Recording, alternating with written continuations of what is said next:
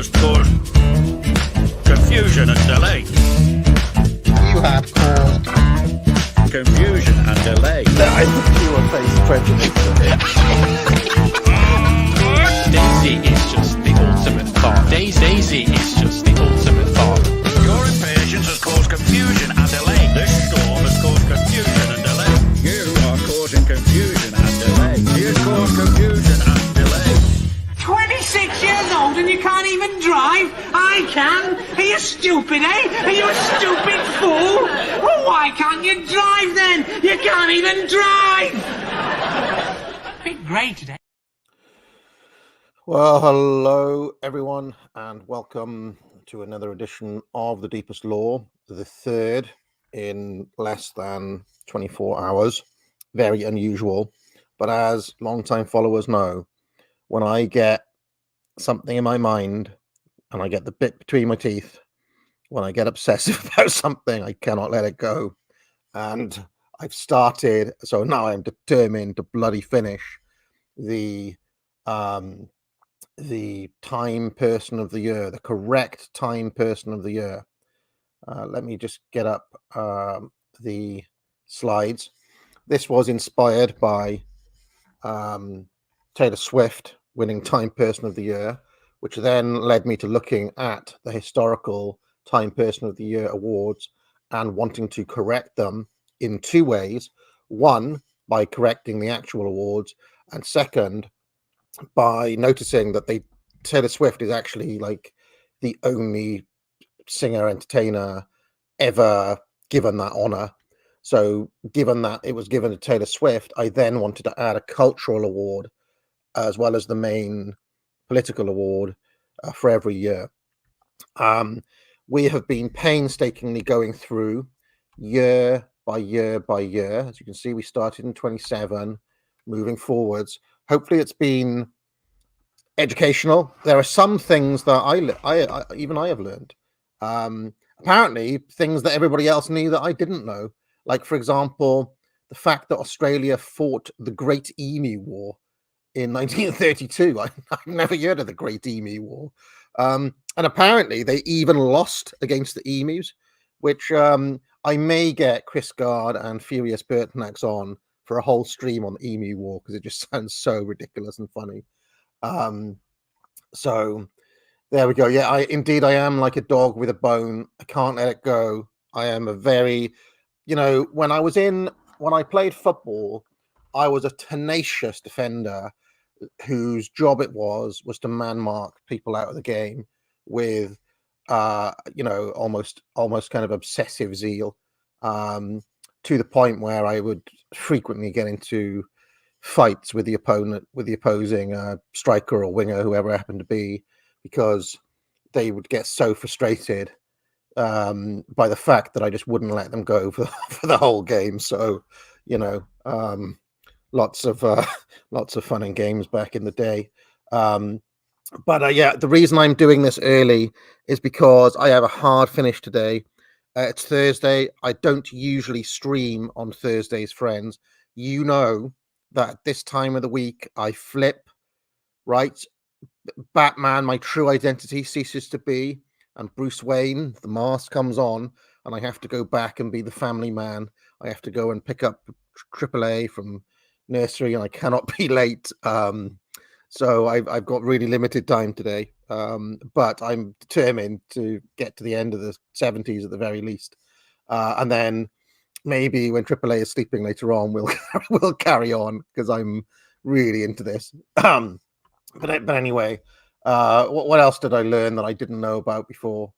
I mean, lots of little things along the way. For example, that David Lean's version of Oliver Twist was banned for 3 years in America due to anti-Semitism, and that there was a riot in Berlin by the Jews in Berlin over Alec Guinness's portrayal of Fagin, and that when it was finally released in America in 1951, they actually had to cut out 12 minutes of footage just to get past the censors there. I didn't know that. Did you? I mean, what else did I learn?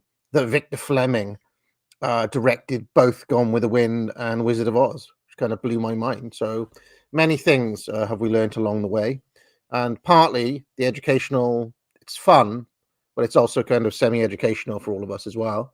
Now, I'm generally happy with the 20s.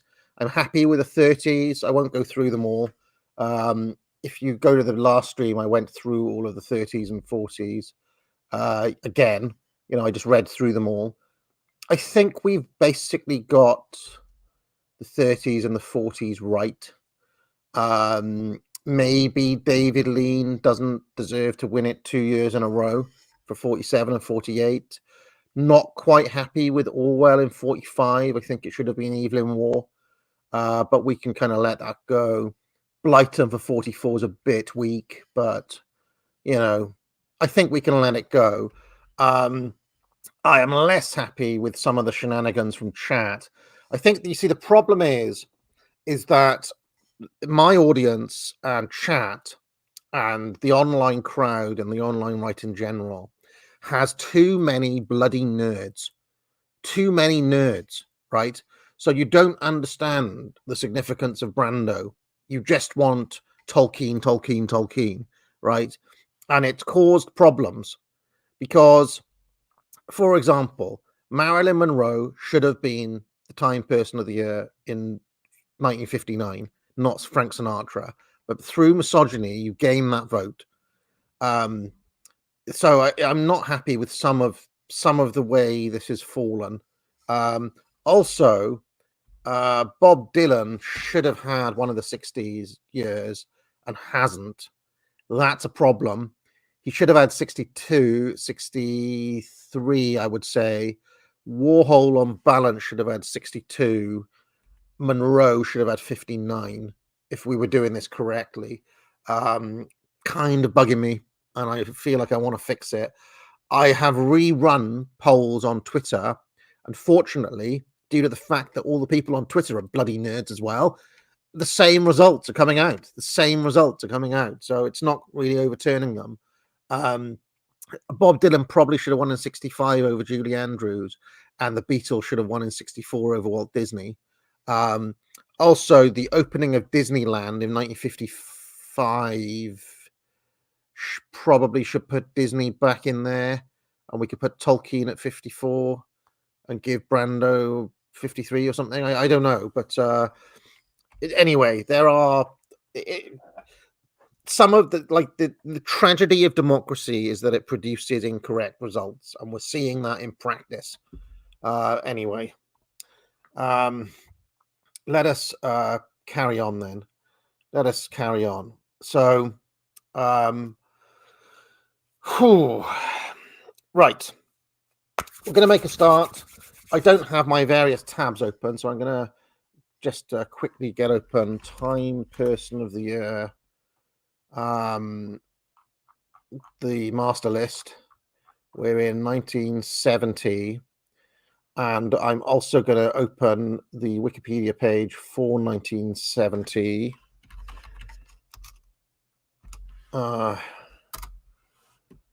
Yeah, and we'll take it from there. I will need to open other things like lists of Oscars and best-selling records and things like that soon. What I like is the Rate Your Music Best Albums in 1970. Rate Your Music is a good site, and it will kind of, it'll give us an approximation of what was about. I will also get up Best Director, Oscar 19. Yeah, I'll do us. Academy Award for Best Director. That will give us what was going on. It was actually for 1970, the film Patton, and Franklin J. Schaffner won for Patton. And let's just get up Best Actor and Best Actress as well. There's not been that many straight up actors who've won so far. You have to do something pretty phenomenal to win as an actor, I feel. That was won by George C. Scott for Patton that year as well. And Hold on, best actor. I'm just getting up my various lists here. Best actress, and we've got my art in 1970 category paintings. 1970 in art. Here we go. Excellent. 1970 in art. That's good. And then we've got books published in 1970. Okay, so that gives us our basic kind of superstructure. However, it's all for naught because I have already decided who the cultural person of the year is for 1970, right? So let's move on. So the actual winner of and I should mention before I get going, 25% off all my courses. Buy it now, buy it now, buy it now. Promo code VaxGlide2. I recommend picking up the Mega Bundle or the Trivium. If you want to min-max the sale. If you want to min-max the sale, don't buy the courses individually, pick up the bundles, and that will save you the greatest amount of money. Okay, so I will also mention, by the way, that Ray Kroc absolutely deserved his award in 65. And we also decided that astronauts, for various reasons, even though typically businessmen and scientists go in the left-hand column, the rule is that astronauts go in the right-hand column because they are cultural figures, not political figures. We decided this, okay? So this is a small kind of asterisk. Any astronauts are cultural figures. And I think it's basically true. Like, Neil Armstrong and Yuri Gagarin were cultural figures, right? Ultimately, it didn't matter that Gagarin was... it mattered for the space race, but in terms of, like, being a hero to kids and stuff, Gagarin and Armstrong they were cultural icons. And they weren't political characters. So I think it's fair. Okay, so let's carry on then. I know the space race was political. I'm just saying that as cultural figures. I remember as a kid being told about Gagarin and about Armstrong, right? Because it's like kids love space and, it's like being into dinosaurs or something. Right? It's cultural. Come on, let's face it. It's cultural. Anyway, so let's carry on. Now, the 70s, I predict, are going to be super duper competitive on the cultural side because there are so many huge names on the horizon. But the actual winner of the 1970 Time Person of the Year was Willy Brandt. As Chancellor of West Germany, Brandt was acknowledged for seeking to bring about a fresh relationship between East and West through his bold approach to the Soviet Union and the Eastern Bloc. In 1970, Brandt renounced German claims on Poland and recognized East Germany and acknowledged the Holocaust in Nazi-occupied Poland with the symbolic Nie Fall von Warschau. Now, call me old-fashioned, but that sounds like an absolute bullshit winner for that year. An absolute bullshit winner. So let us see if we can find anybody stronger than Willy Brandt. Generally speaking, whenever they've given it to the Chancellor of West Germany, we have typically twisted and not stuck with that. But what else was going on in 1970? Well, Rhodesia severed its last ties with the United Kingdom and declares itself a republic. So Ian Smith in the running, I would say. Ian Smith in the running. What else? Paul McCartney announces that he has left the Beatles and releases his first solo album. China's first satellite, the Dongfang Hong 1, is launched into space using Long March 1 rocket. The World Intellectual Property Organization, WIPO, is founded. I'm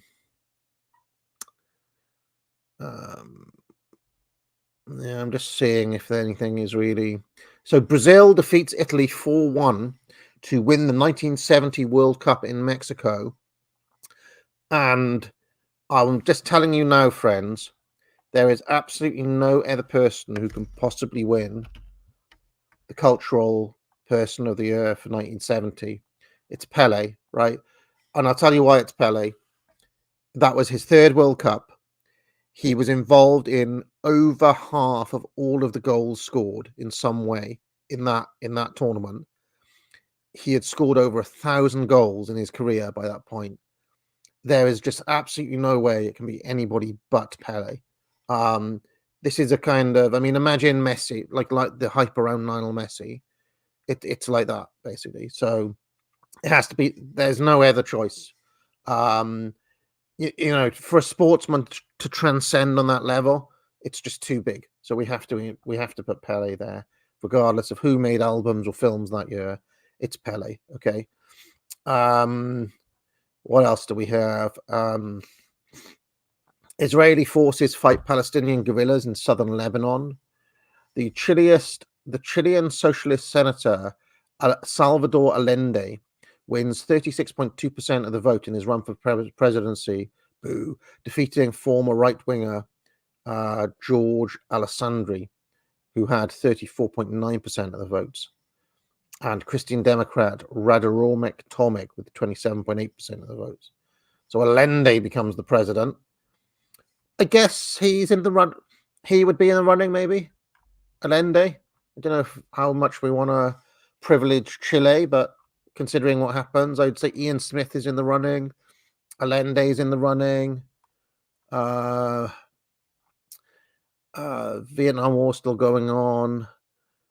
The Jordanian government and Palestinian guerrillas make repeated unsuccessful truces. The Cambodian government forces break the siege of Kompong Tho after 3 months. King Hussein of Jordan forms a military government with Mohammed Daoud as prime minister. Black September, King Hussein of Jordan orders the Jordanian armed forces to oust the Palestinian Fedayeen from Jordan. So I would say King Hussein of Jordan is on the ballot. All of these are more significant than Willy Brandt, in my opinion. General Torres becomes the new president of Bolivia. He has got phenomenal Latin America dictatorship, if you see him. Torres does. Solzhenitsyn is awarded the Nobel Prize in Literature. Now, when did Solzhenitsyn bring out Gulag Archipelago? That's 73. All right, we'll keep our eye on Solzhenitsyn because he may have to be given an award at some point. It's going to be tough, though, because the 70s are chock-a-block with huge names. So it's going to be tough for Solzhenitsyn, but he'll be on the ballot at some point.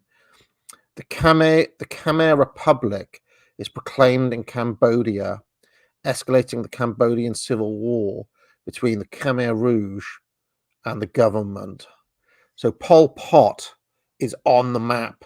We've got King Hussein, we've got Pol Pot, we've got Allende, we've got who else? Ian Smith. It's going to be a 4-way and then a runoff, I think. That ought to do it, I think. So let's make the first of all, type in the chat, stick or twist. Do we stick with Willy Brandt or do we twist?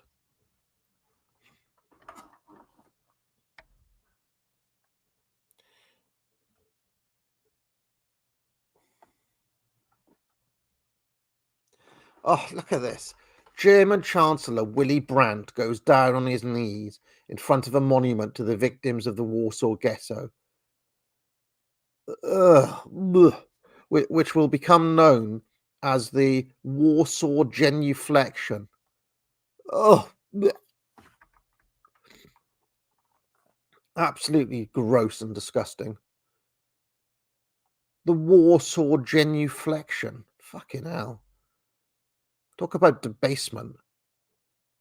Debased.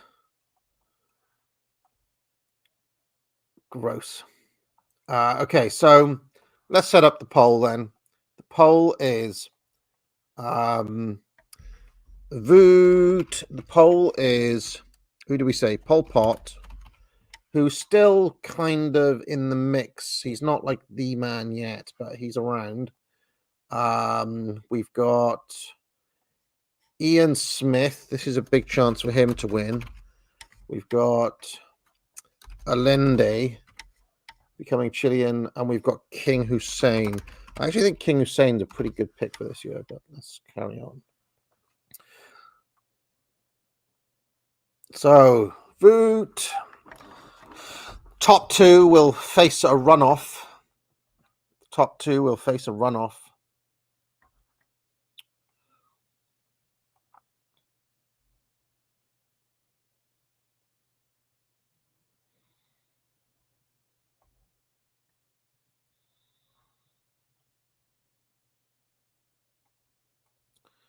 All right, so it looks like it's going to be Ian Smith versus King Hussein.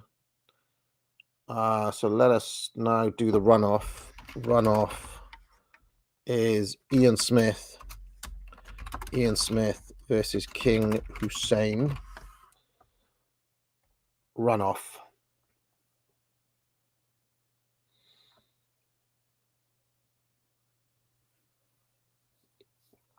And I'll just let people vote. And just kind of out of interest, who was around in 97?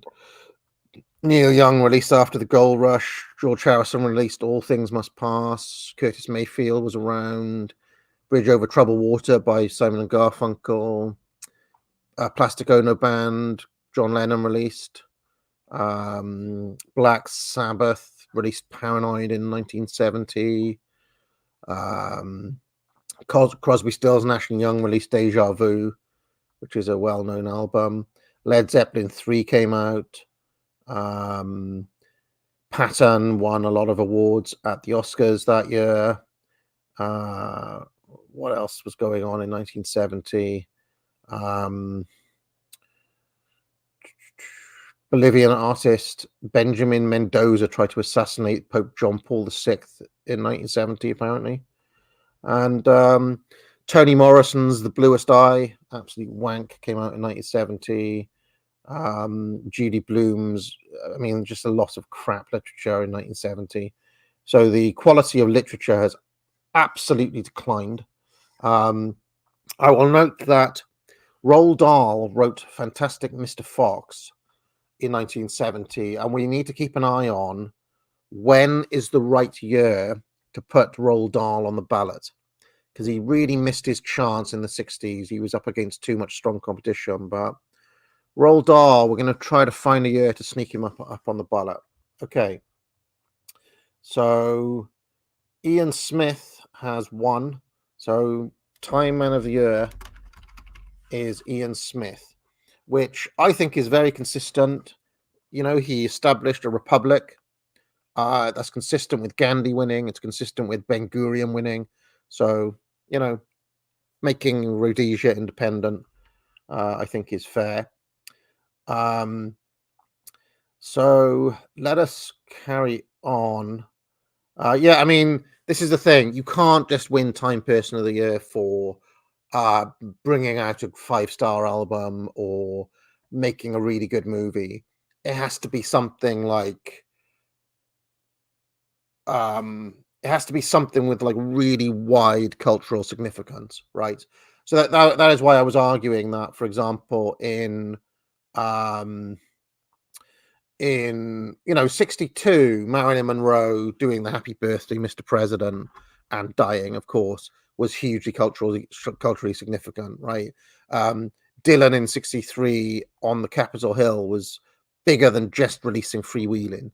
We gave it to Andy Warhol in the end, but you could argue that Andy Warhol did actually massively influence the way people thought about art and all sorts of things. So, there has to be something huge, like Marlon Brando wasn't just an actor, he was an icon.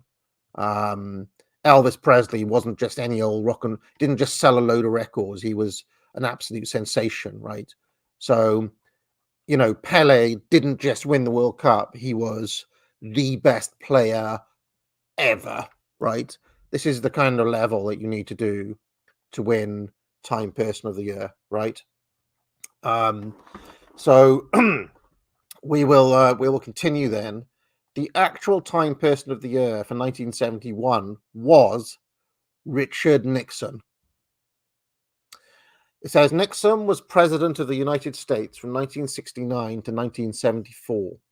In 1971, Nixon had withdrawn the US dollar from the gold standard, triggering the Nixon shock, created the Economic Stabilization Program, and reopened relations with communist China. Now, while we may not like these results, I think it's going to be pretty difficult to argue against Nixon for 71 because we are still living with the consequences of what he did in 1971. Okay, impossible. I'm not even going to put up for the vote because it's just pointless. Nobody is going to be more significant than Tricky Dicky in 71. Okay. So, I mean, I'm just looking to see what else happened in 71. Ivan Koloff defeated Bruno Sammartino to win the WWF World Heavyweight Championship, ending a 7 2/3 year reign, the longest in championship history. And it's said that when Koloff defeated Sammartino, you couldn't hear a pin drop in Madison Square Garden, a very famous moment in wrestling history. In Uganda, Idi Amin deposes Milton Obote in a coup and becomes president. So, I mean, Idi Amin, is he more important than Tricky Dicky? I don't think so. Not in the overall scheme of things. Apollo 14 lands on the moon and then returned to Earth. That is the third human moon landing. Incidentally, do the people who think that the moon landing was a hoax deal with Apollo 14 at all? Do they deal with that moon landing, or is it all just the 69 one? Does anyone know? I've not, like, you don't hear about the Apollo 14 one that much, do you? So it's decimal day in the United Kingdom and Ireland. They both switched to decimal currency. Some people still lamenting that decision. What else happened in 71? The Pakistani army occupied East Pakistan. In Belfast, Led Zeppelin includes a public performance of Stairway to Heaven, a band from the I don't know why that is so significant, but the fight of the century, boxer Joe Frazier defeats Muhammad Ali in a 15-round unanimous decision at Madison Square Garden. That happens in 71. Now, Muhammad Ali, do we put him on the ballot for cultural icon in 71? Ali got, a lot of people were saying on Twitter that Ali got stiff in the 60s. He's back. He was banned from boxing for taking a stand against the Vietnam War for 5 years in his prime. He came back in one of the most watched fights in boxing history, even though he lost it to Joe Frazier. Muhammad Ali has to be on the ballot for 71, I would say. What else goes on? Starbucks coffee shop is founded in the US state of Washington. Didn't know Starbucks was that old, did you? Said 1971. The United Kingdom lifts all restrictions on gold ownership. Palestinians retreat from Amman to the north of Jordan. Lots of things going on. Lots of things. Franz Jonas is elected president of Austria. Yeah. Israeli ambassador to Turkey, Efran Elrom, is kidnapped and found killed in Istanbul on the 25th of May. Bangladesh is declared by a government in exile in territory formerly part of Pakistan. So Bangladesh becomes country in 1971. Richard Nixon declares the U.S. War on drugs. So the war on drugs started in 1971. Jim Morrison, the lead singer of The Doors, dies of heart failure. He was aged just 27. He was in the bathtub of his apartment on the 3rd floor of the Rue Beatrice Hotel in Paris. Libya severs diplomatic ties with Morocco. American President Richard Nixon announces he will visit China in 1972. J.C. Penney debuts its trademark Helvetica wordmark, which has been used ever since. Jackie Stewart becomes Formula One World Drivers' Champion. I mean, lots of things going on here. Walt Disney World opens in Florida. Unfortunately, Walt Disney is dead, so he cannot win it. Ian Paisley founds the Democratic Unionist Party. So Ian Paisley is on the map. He's a possible future winner, maybe one day. Iranian forces occupy the Persian Gulf islands of Abu Musa, and the Greater and Lesser Tunes are taken by force.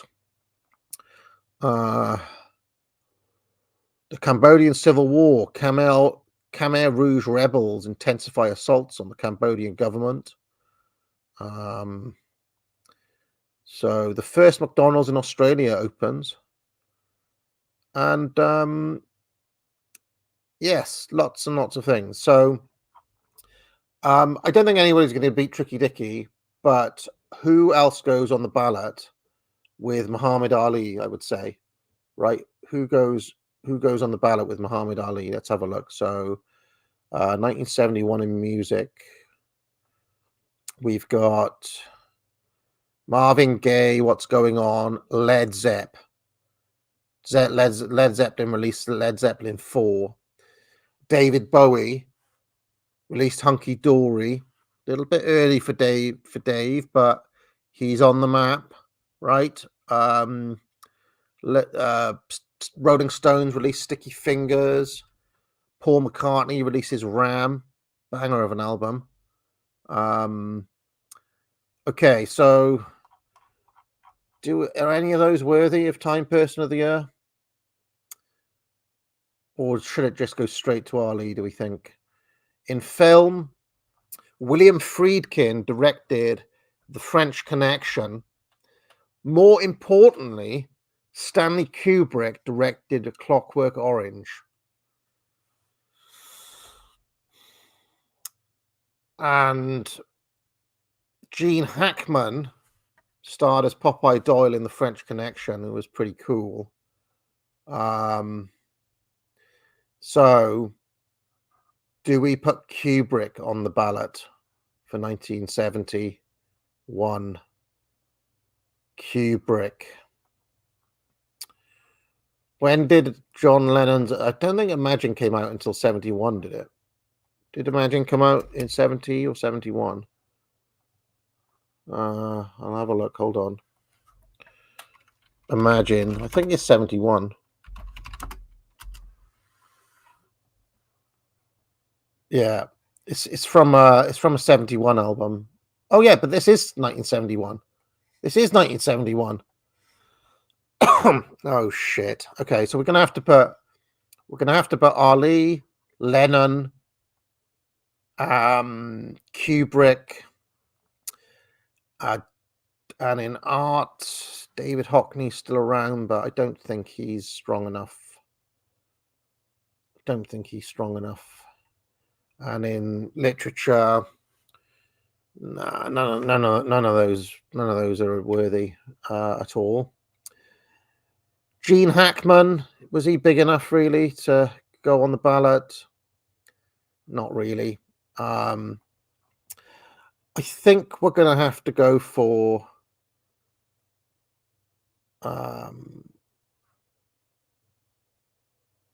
I mean, who did when did we did put Kubrick winning in 68. Look, Kubrick did win in 68. All right, it's going to have to be Muhammad Ali. Right, I'm just going to start the poll. Vote. It's going to be Ali. It's going to be Kubrick. It's going to be. Who else did we say? Who else did we say? Oh, John Lennon. Lennon. Okay, it's going to be a three-way, and then there's going to be a runoff.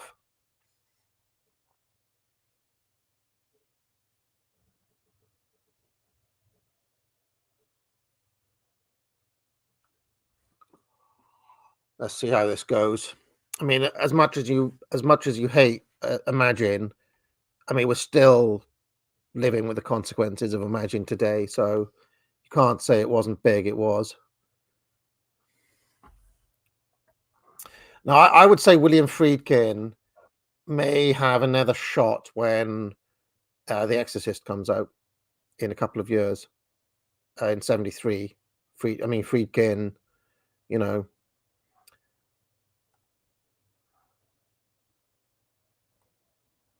Oh shit, it's looking really close. We need more people need to vote because I need to have more distance between the. More people need to vote. Oh, more people need to vote, people.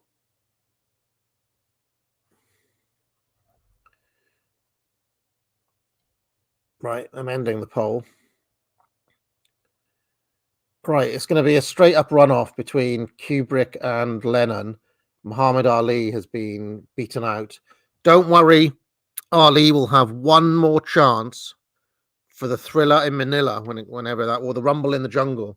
Whenever the Rumble in the Jungle was, Ali will get his final chance. So runoff is Kubrick versus Lennon. And remember, this is for Clockwork Orange, basically, versus Imagine.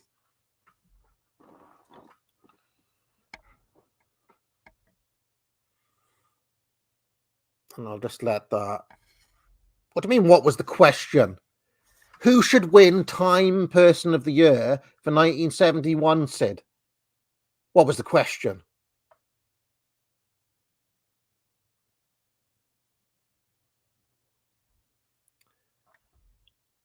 Looks like John Lennon is winning.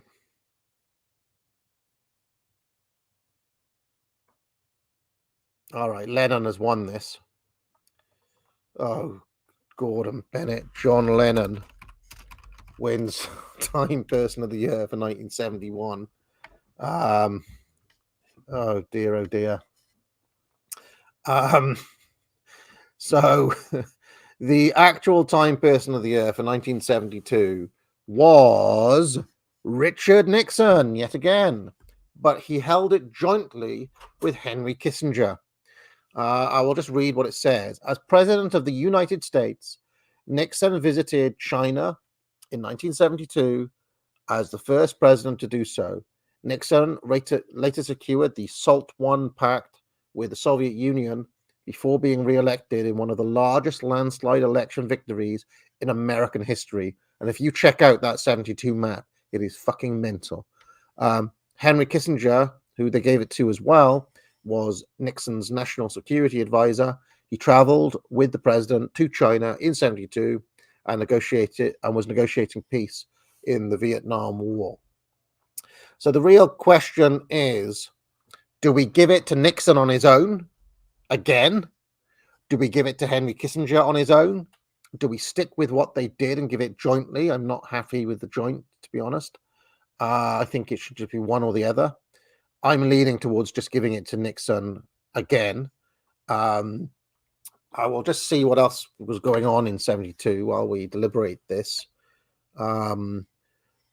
Margaret II became Margrethe II of Denmark, becomes the queen, succeeding her father, Frederick IX. Ali Bhutto becomes president of Pakistan. Okay. In Bloody Sunday, the British Army kills 14 unarmed nationalist civil rights marchers in Derry, Northern Ireland. Okay. I mean, Nixon visiting Mao, basically, in China. There's just no... And winning the landslide. There's just no... It's Nixon again, isn't it? Right, so I'm going to run a poll just saying Nixon alone, Kissinger alone, or joint. Vote. I think it should be Nixon alone, personally, but that's my I don't like the idea of the duo, and if if the chat votes for joint, I might just overrule them anyway, but we'll see. I mean, just the fact that Nixon won that map, the election alone should win it for Nixon, let alone the China stuff and all the other things he did, and the signing of the SALT I treaty with Brezhnev. I mean, all these things are absolutely huge. Iraq nationalized its petroleum that year. The Watergate scandal happened. I mean, it's Nixon. It's basically Nixon. It can't be anyone else. It's Nixon. Yeah, I agree. So Tricky Dicky becomes the first two-time... Well, he's won it 2 years in a row. And that's the first time that's happened since Hitler, I think. Yeah, Hitler got it 33, 34. And so he's on quite a run here, Nixon. Now, in terms of the Second Cod War started, in terms of the cultural front, there's quite a lot that goes on in 1972, friends. Okay. For one, David Bowie released The Rise and Fall of Ziggy Stardust and the Spiders from Mars. So Bowie starts getting very big in 72.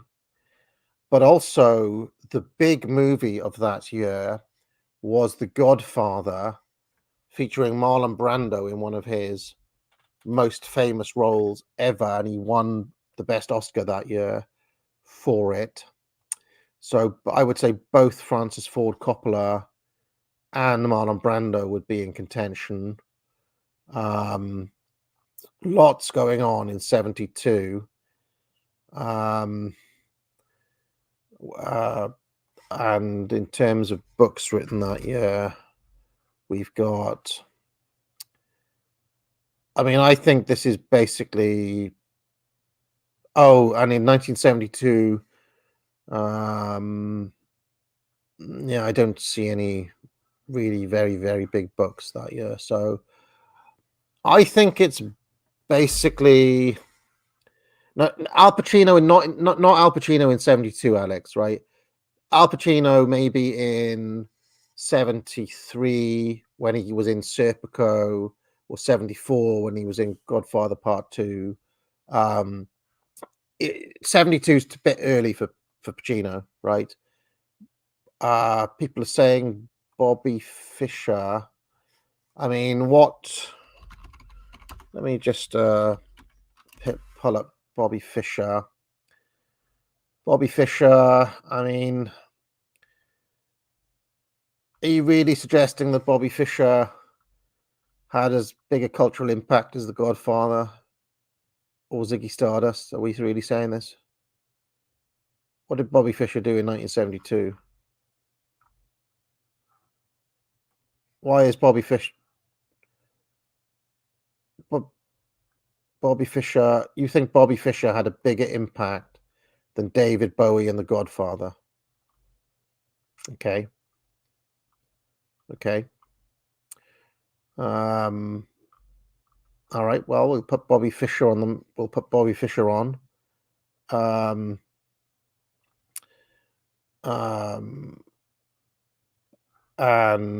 people are... What now? Bruce Lee. Bruce Lee is probably someone who deserves to be on the ballot. But the question is, okay, so he was in Fist of Fury and The Way of the Dragon in 1972. Those are two pretty big movies. Enter the Dragon in 73. Okay. I would agree that Bruce Lee was a very big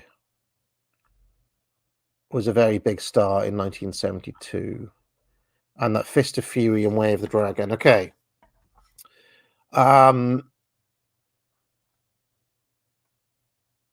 Yeah, but Bobby Fischer naming them is not as big as.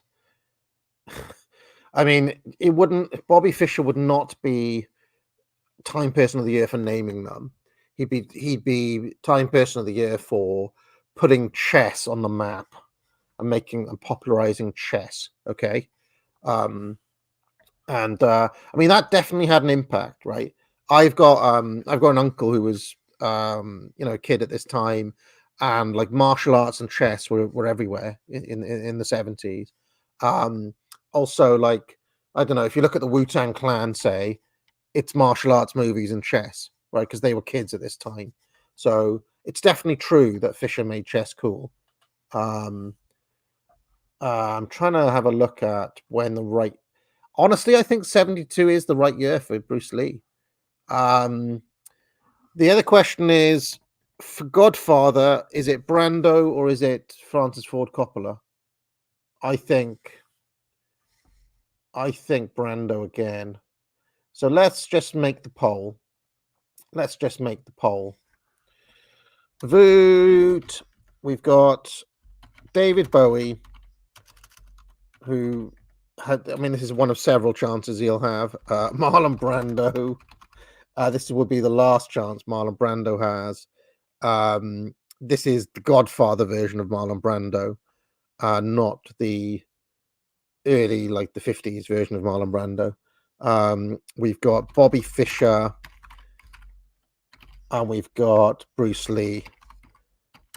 I actually think the competition is super strong there. Super strong competition. I mean, the thing is with Bowie, it's not just how big he was, but how many people he influenced. Basically like 2 generations of music artists basically became. If you look at the 80s, they were all just basically Bowie tribute acts. But he didn't just influence glam; he then influenced the New Romantics as well. But let's have a look how people are going. You see, this is the problem with having too many nerds in the audience, because the idea that Bobby Fischer is bigger than Brando, Bowie, and Bruce Lee is fucking mental and retarded. But anyway, let's carry on. I mean, Bobby Fischer was big, though. He was big. He did successfully put chess on the map and possibly got a generation of kids into chess, at the very least, in America, right?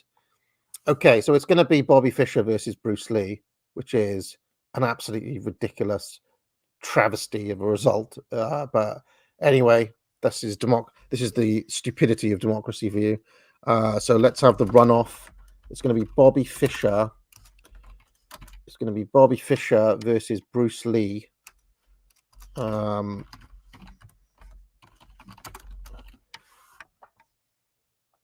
Incidentally, if Time did give out Time Person of the Year, I don't for culture. I don't think they would have given it to Bowie in 72 because he was too risque.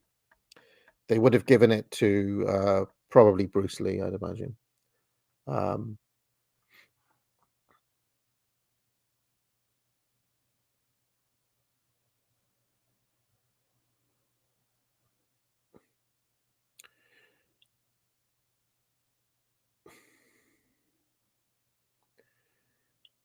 Chess nerds need their heads in the toilet. The thing is that Bobby Fischer is like almost like the Pele of chess, but then it's like, is chess as big as football? You know, there's so too many nerds here. Too many nerds. All right, Bruce Lee is one. Bruce Lee is one. I think that looks kind of right because, you know, it was a massive cultural phenomenon. Massive cultural phenomenon. So, there we go. This is just democracy. All right, let's carry on. So the 1973 winner of Time Person of the Year, the actual one, was John Scalia.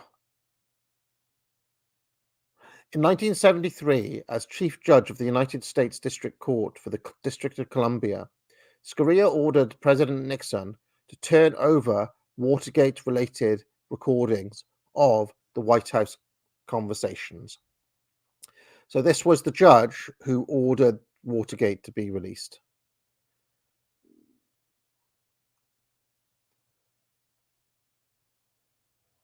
I mean, people are still freaking out about the 1972 result, but I would argue that within the context of 1972, right, and I'm just trying to be objective and fair, that Bruce Lee was more mainstream than David Bowie or Bobby Fischer. The Godfather was huge, by the way, and you can still find that Godfather poster in basically any shop. But Brando's had his day in the 50s, right? So, you know, there's a question of how big was Marlon Brando in 1972. The big thing with that is that when Brando won his Oscar, he refused it and sent a bunch of Native Americans to pick up the Oscar in his place, out of like activism or whatever. So that happened, but Brando had like a reboost to his profile and career in 72 and was a big star again. But Bruce Lee was genuinely quite a phenomenon, in a way that Bowie and Ziggy Stardust was a bit more underground at that point. Bowie would become a huge superstar later, but he was just a bit too risque in 72 to be like that mainstream, if that makes any sense. So that is my view. I think the Bobby Fischer fanboys are possibly overestimating the importance of Bobby Fischer or chess in the cultural zeitgeist, but there we go. I mean, Lee put martial arts on the map and made a generation of kids get into martial arts movies, which, you know, arguably is a unique achievement. Okay. So let's carry on. So yeah, do we stick or twist with John Scalia as this judge who ordered the Watergate, or do we twist? To me, that seems like weak. So let's have a look to see what else was going on. Richard Nixon was sworn in for a second term, the only person to have been sworn in twice as president and as vice president. Pretty historic. I mean, this could be a hat trick for Nixon, because it seems like Nixon would be the obvious choice, not this fucking judge that they picked. Libyan Arabs Air Flight 114 is shot down by Israeli fighter aircraft over the Sinai Desert. Republic of Ireland general election is held. Liam Cosgrove becomes the new leader. At the 45th Academy Awards, The Godfather wins the Best Picture. The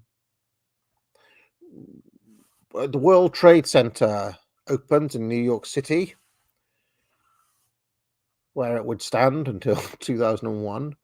The Sears Tower becomes the world's largest, tallest building in Chicago. What else happened in 73? The Greek military junta abolishes the monarchy and proclaims a republic.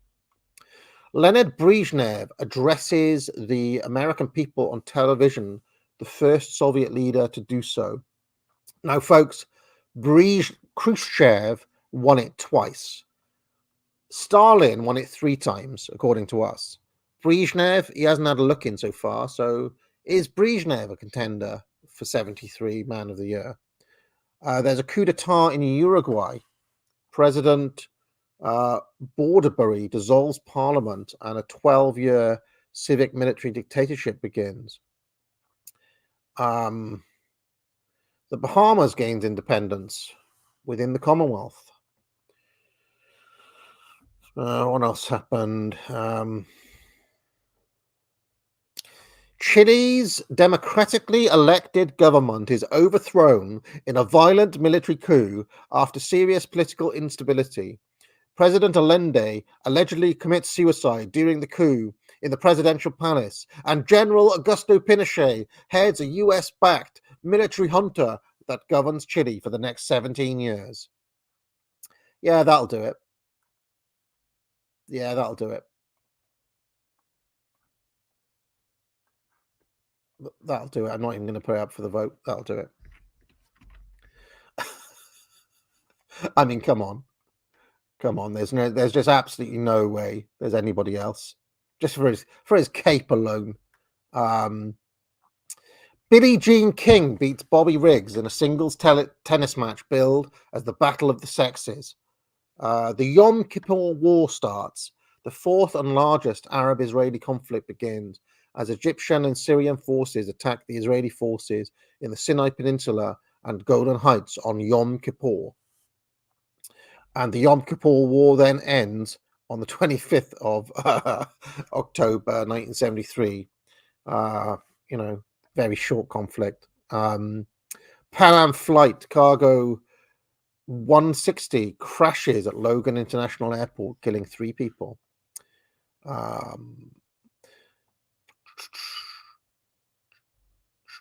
I mean, it's Pinochet. Let's face it, it's Pinochet. There's just no way, right? Pinochet.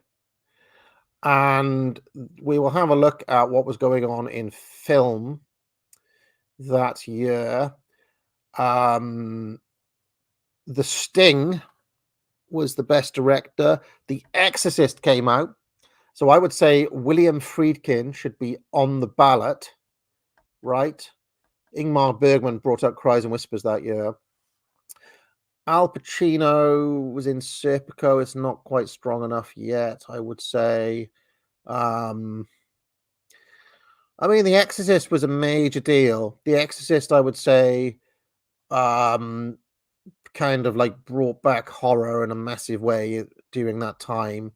My mother told me that she watched The Exorcist when it came out in the cinema and wouldn't sleep alone in her bed for the next 6 weeks or something. She spent 2 months sleeping. She wouldn't sleep alone after she saw The Exorcist.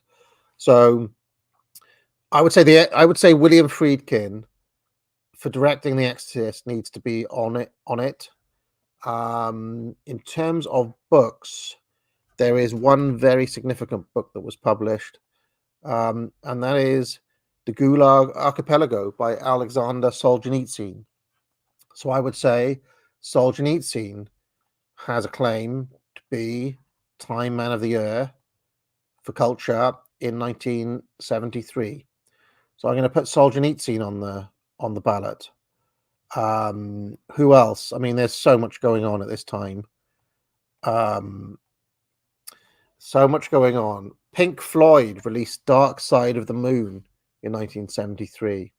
Is that big enough to go toe-to-toe with The Exorcist, or is Pink Floyd big enough to go toe-to-toe with the others? I don't think so. Led Zepp released Houses of the Holy. Don't think these acts are quite kind of... David Bowie released Aladdin Sane, not really as big as Ziggy, that one. No, I think it's a straight runoff basically between Solzhenitsyn and Solzhenitsyn for the incredible importance of bringing the world's attention to the gulags, which I don't think can be overestimated, what a big moment that was. And William Friedkin for not only for The Exorcist, but for basically having a year in which he released The French Connection and The Exorcist, within the space of like 18 months or whatever. But also The Exorcist as a cultural phenomenon in itself. So I'm going to say vote. I think it's a straight up race between Friedkin and Solzhenitsyn for 73. I don't see, the thing is that Dark Side is the best selling album of all time, but it's like, when did Pink Floyd start like selling out stadiums and things like that? It wasn't until a little bit later, so you have to hold your horses. What sport? I mean, what sport? What sport, Marcos? What sport in 73?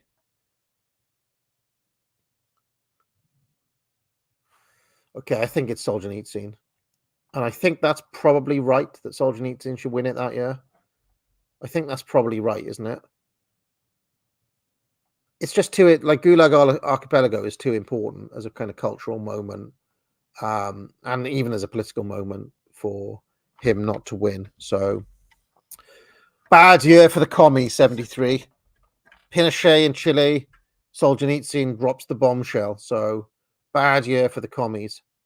So 1974, the actual Time Man of the Year was King Faisal of Saudi Arabia. He was acknowledged in the wake of the oil crisis of 73-74, caused by Saudi Arabia withdrawing its oil from world markets in protest at Western support for Israel during the Yom Kippur War. He died the following year, by the way. So that's who they gave it to, King Faisal. But let's have a look what else went on in 74. So we had the hung parliament in the British election after Jeremy Thorpe led the Liberal Party to its biggest vote. We had what else happened? Edward Heath resigned and was succeeded by Harold Wilson, who had previously been the Prime Minister from 64 to 70. This is a very confusing period where it's just Wilson, Heath all the time. Carrie, the debut novel of Stephen King, is published. Oh, do we put Stephen King on the ballot? Not in 74. I feel that Stephen King, though, is a contender for winning it one year, even though I hate the guy. I absolutely hate him. Swedish pop group ABBA enters its song Waterloo into the 1974 Eurovision Song Contest. So ABBA in 74, they were big, ABBA were big. 74 World Cup begins. Helmut Schmidt becomes the new Chancellor of West Germany. The Troubles in Northern Ireland are continuing.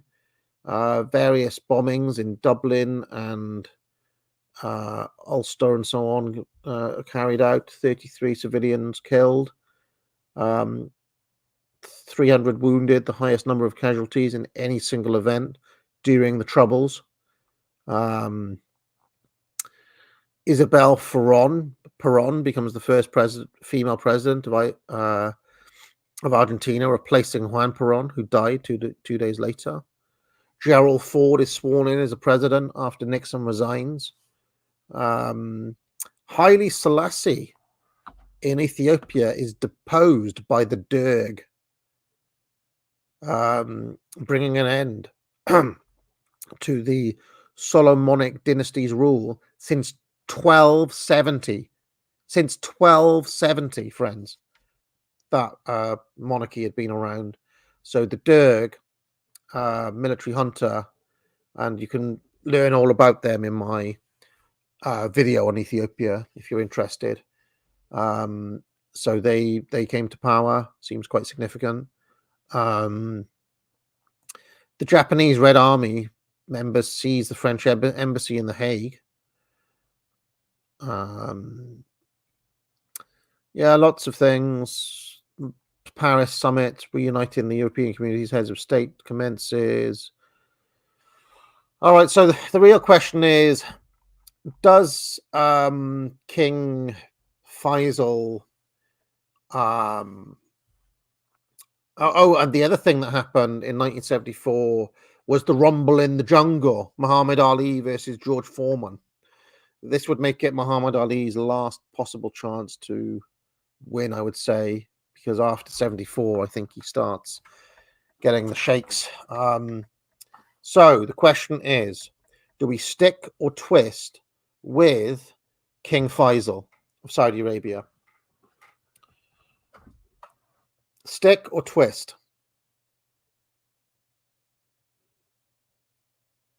Yeah, a lot of sticks. I think he's a pretty strong pick, actually. Faisal is a strong pick, so let's go with him. Faisal of Saudi Arabia wins. Okay, so on the cultural front, we have, in the world of music, ABBA were mentioned. Neil Young released On the Beach. What other albums wrote that year? Frank Zappa was around. Stevie Wonder, Supertramp. None of these are big enough, really. Not big enough. No, none of these are big enough, in my view. Francis Ford Coppola won Best Director for The Godfather Part 2, defeating Roman Polanski for Chinatown, Truffaut for Day for Night, and various others. So Francis Ford Coppola, I would say, possibly in the picture. Al Pacino had a big year in 74 as the star of Godfather Part 2. And you got to remember, it's like the cumulative effect, right? The cumulative effect of, he had from 72 to 74, Godfather, Serpico, Godfather Part 2, and then in 75, he's in Dog Day Afternoon, right? So if Pacino's ever going to win this, it will have to be in the next 2 years. So maybe Pacino goes on the ballot, maybe. We will say books published in 1974. Carrie by Stephen King. Do we put Stephen King on the ballot? I feel like he maybe should go on the ballot because he's a very significant writer, very significant. I think Francis Ford Coppola goes on the ballot. I think Muhammad Ali goes on the ballot.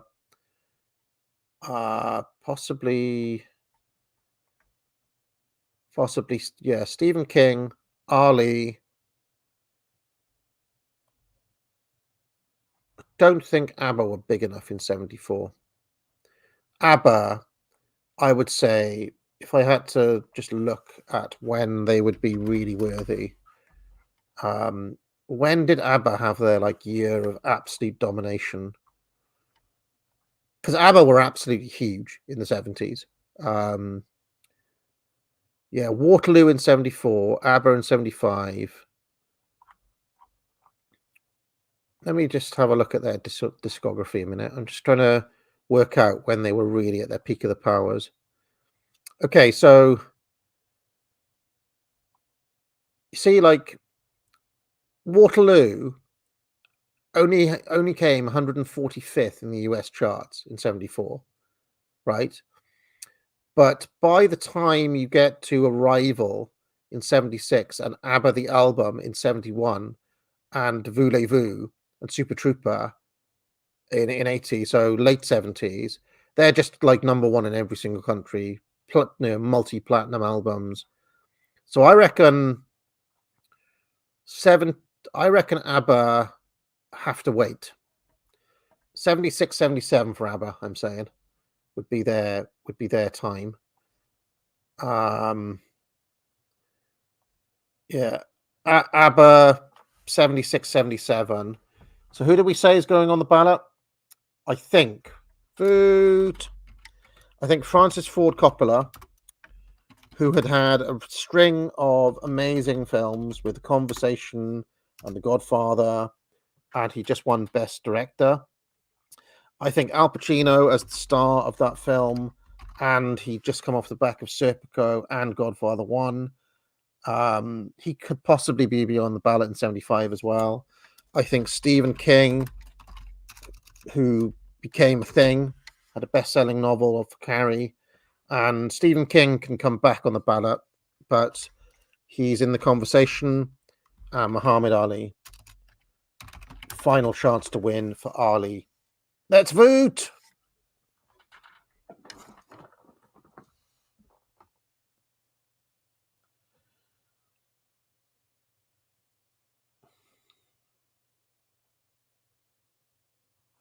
Ali is winning this. Ali is winning this for the Rumble in the Jungle.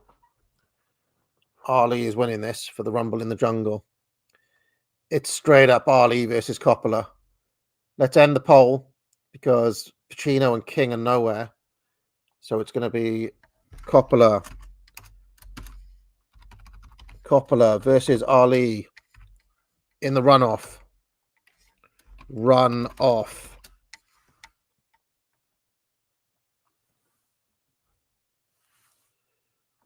What was that song by the Fugees? Rumble in the Jungle. Do you remember that? How did it go, that song? One of their more obscure songs, to be honest, by the Fugees.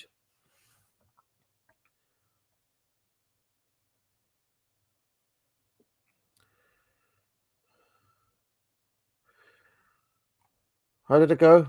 Swatch, watch, who I am, the Black Abraham, Zinga, Zinga, Zang, Yellow Man, Vietnam. That's how it went.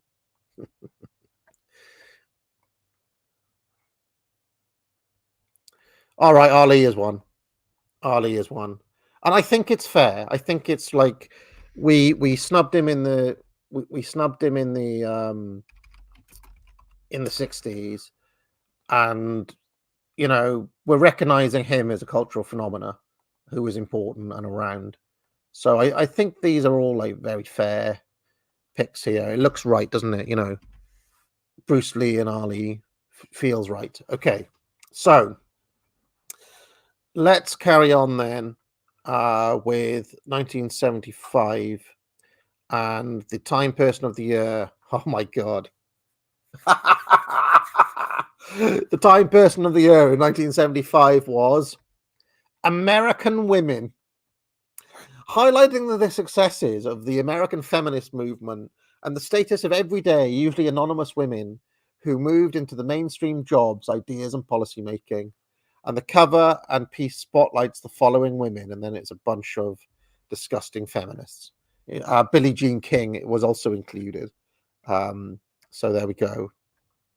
As was Betty Ford, Gerald Ford's wife. So we're throwing that straight out. Twist. Frest. Right, Frest. You're in the chat saying stick. Explain yourself. Frest. Why are you sticking with that? Disgust. Absolutely gross. Gross. Frest, you need to explain yourself. Okay, so what actually happened in 1975 and who should get it instead of American Women? They're so horrible. Time is such a wank publication. It really is. So what else have we got? We've got Margaret Thatcher defeats Edward Heath for the leadership of the UK Conservative Party, right? Is Thatcher becoming the leader of the Tories in 75 big enough to get her on the ballot is the question. Thatcher in 75. Thatcher has entered the building, okay? We've got the National Liberation Front of Angola approaches the South African embassy in London and requests 40 to 50 military pieces to assist their war in the Angolan Civil War. King Faisal of Saudi Arabia is shot and killed by his nephew. Tragic, absolutely tragic. Bill Gates and Paul Allen found Microsoft in Albuquerque.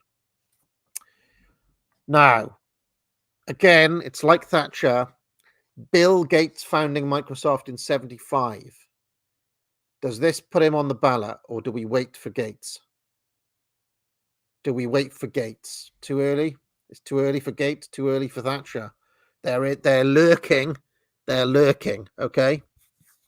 The Khmer Republic surrenders, and the communist Khmer Rouge guerrilla forces capture Phnom Penh, ending the Cambodian Civil War with mass execution of American troops and Cambodian civilians. The Khmer Rouge begins a forcible mass evacuation of the city and starts a genocide. So the Khmer Rouge have victory in Cambodia.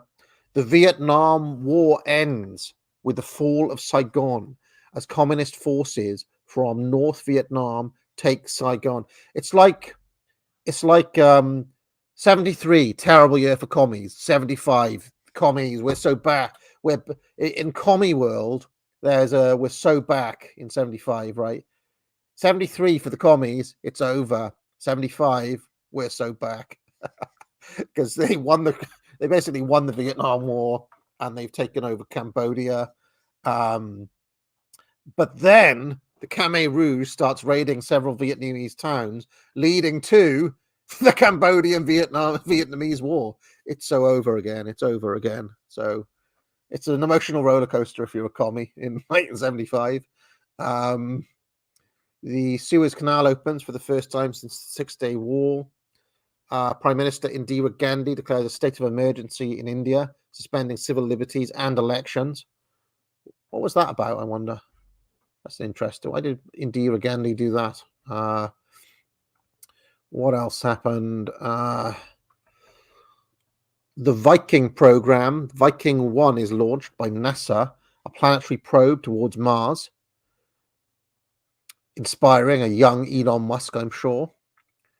The Thriller in Manila sees Muhammad Ali defeating Joe Frazier in a boxing match in Manila, the Philippines. The fight is viewed by over 100 million people worldwide. However, we gave it to Ali in 74, so he's not having it in 75, I'm afraid. He got it for the Rumble in the Jungle. So we'll Thriller in Manila is the sequel. Juan Carlos in Spain becomes acting head of state until after General Francisco Franco concedes that he is too ill to govern. His death, F's in the chat for Franco, F's in the chat for Franco. His death on November the 20th effectively marks the end of his dictatorship following the Spanish Civil War. The Racial Discrimination Act 1975 takes effect in Australia. Boo. Juan Carlos is declared King of Spain following the death of Franco. He would reign until his abdication in 2014. The name Microsoft for microcomputer software is used by Bill Gates in a letter to Paul Allen for the first time. The Lao Communist Party takes over and defeats the Kingdom of Laos. So the commies are really doing quite well in 75 in the overall scheme of things. Right. So, and 6 people, including Carlos the Jackal, kidnap delegates of an OPEC conference in Vienna. Is Carlos the Jackal worthy of Time Man of the Year?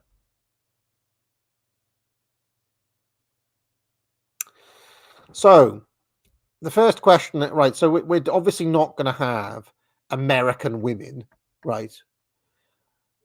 I think that our choices are Margaret Thatcher, Bill Gates, Carlos the Jackal, and Pol Pot. I mean, is Pol Pot officially in charge of the Khmer Rouge yet, or is he still shadowy behind the scenes? It's Pol Pot, right? Okay, so let us now vote.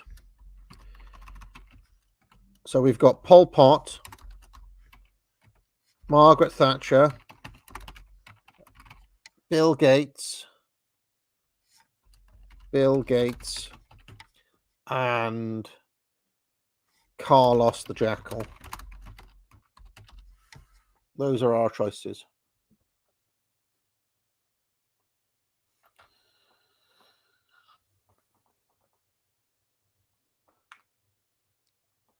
Okay, Pol Pot is winning with such a huge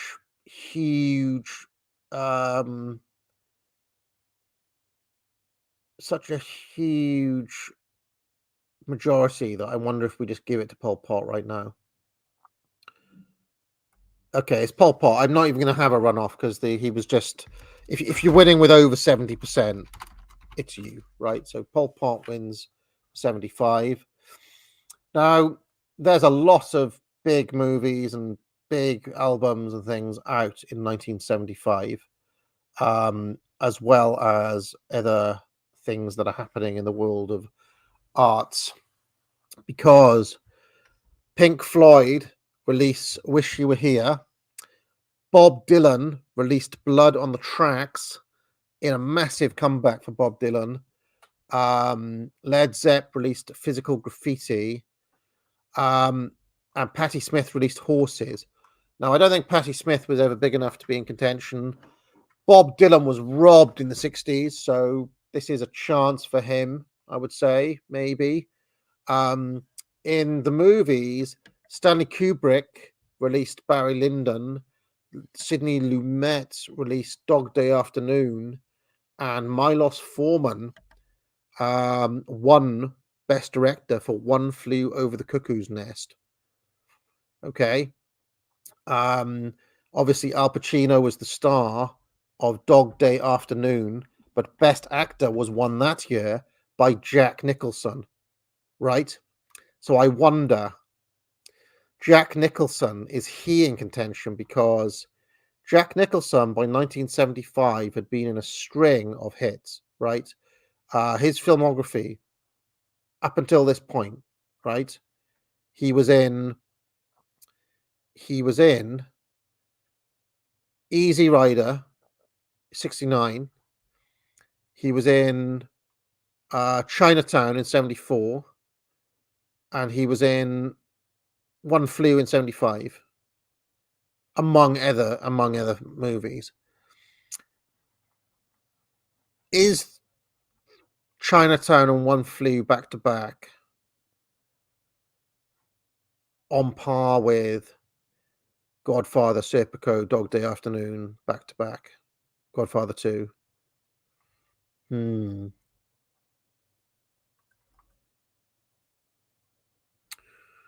One Flew was a huge movie, you know. It was a big movie. Just looking at what else is going on.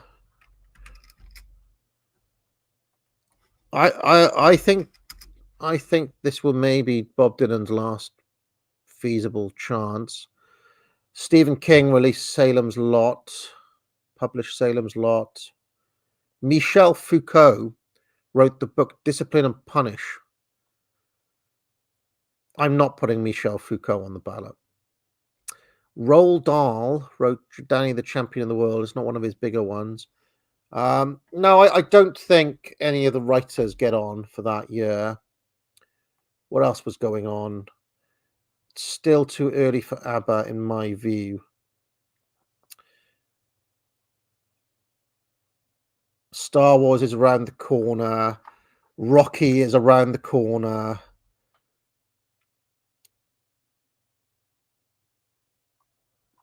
I am not happy with putting Jaws. I am not putting Jaws on the... Do not like Steven Spielberg. Okay. There's a lot of big figures around here. 75. Right, we're putting Spielberg. It's going to have to be, I'm afraid, because of fucking Jaws. There's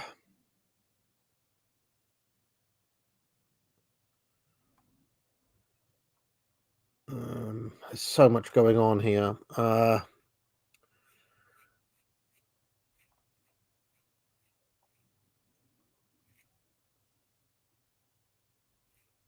Bob Dylan. It has to be, but I mean, Bob Dylan. This is his last. Bob Dylan did have a massive tour in '76 as well. But let's just have a poll. Vote. I think the poll has to be between Bob Dylan, who's still yet to win it. Don't forget. Somehow he went through the '60s and got screwed by the chat. Steven Spielberg. Boo. Ugh. Spielberg.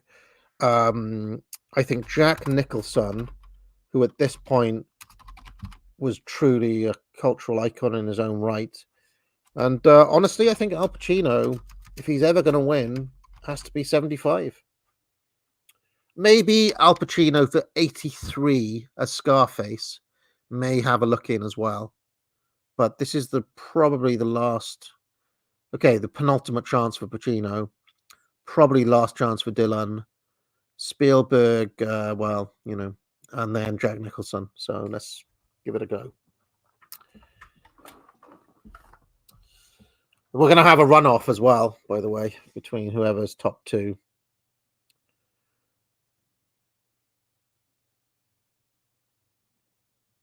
Yeah, Nicholson is a big player within Hollywood. Nicholson will have other chances. He's got 80 for Shining. He's got arguably Joker. Arguably. There was a movie called The Witches of Eastwick where, Nicholson will come back. I don't think that